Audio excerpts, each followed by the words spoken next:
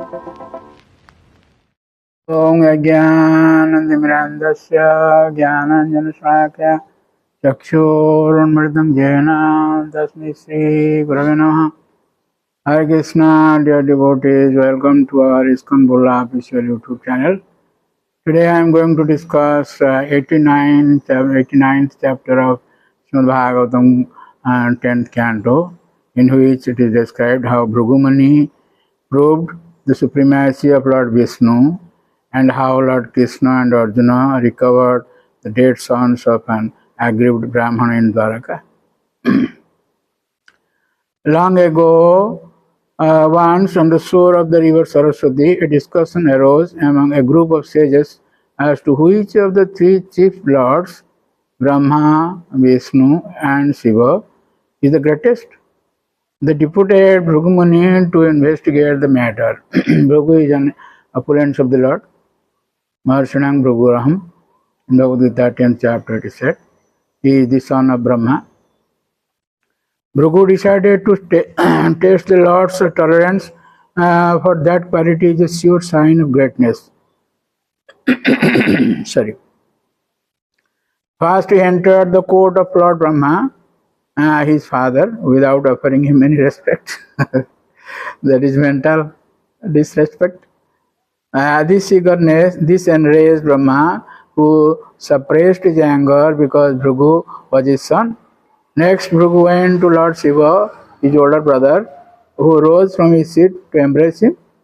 But Bhrigu rejected the embrace, calling Shiva a deviant, heretic, just as Shiva was about to kill Bhrigu. So angry. Kill Bhrigu. With his trident, Goddess Parvati interceded and pacified her husband. Next, Bhrigu went to Vaikuntha to taste Lord Narayana. It is Narayana is there in Shvetadipa,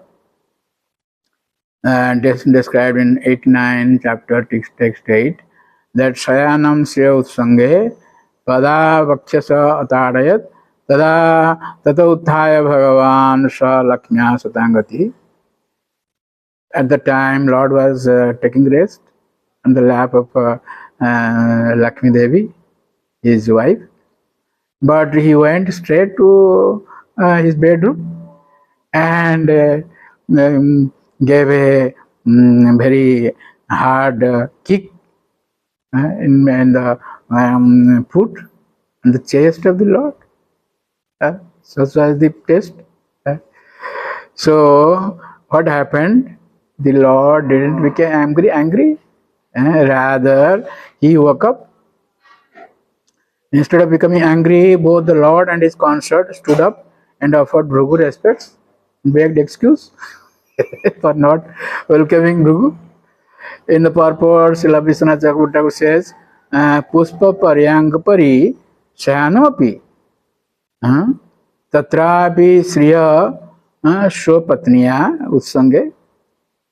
Lord was sleeping on the bed of roses.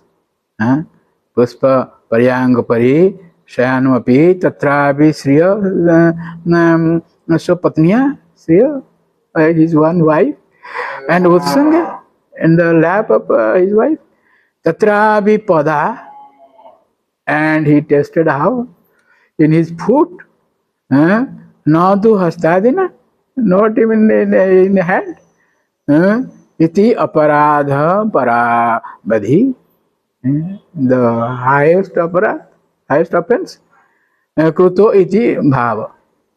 But how the Lord tolerated. And still then the Lord is holding that sign in his chest, that is called Shivasya Chinna.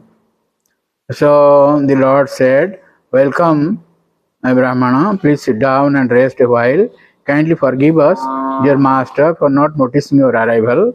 When Bhrigu went back to the assembly of sages and told them all that had happened, they concluded that the Lord Vishnu is certainly supreme. Once in Dwaraka, another incident being told. In Dwaraka, a Brahmana's wife gave birth to a son who immediately died. The Brahmana took his dead son to the court of King Ugrasena and berated the king. This duplicitous, greedy enemy of a Brahmanas has caused my son's death by failing to execute his duties properly. The same misfortune continued to befall the Brahmana, and each time he would bring his dead infant's body to the royal court and berate the king. When the ninth son died at birth, Arjuna happened to hear the Brahmana's complaint, and he said, "My lord, I will protect your progeny, and if I fail, I will enter fire to atone for my sin." Sometime later, the Brahmana's wife was about to give birth for the 10th time. When Arjuna learned of this, he went to the maternity house and enveloped it with a protective case of arrows. Arjuna's arrow is very famous, and that is called Gandiva Dhanu. And Arjuna's efforts were of no avail. However, as far as the child was born and began to cry, it disappeared into the sky. As the Brahmana profusely derided Arjuna, the warrior set off for the abode of Jamaraj, the king of death.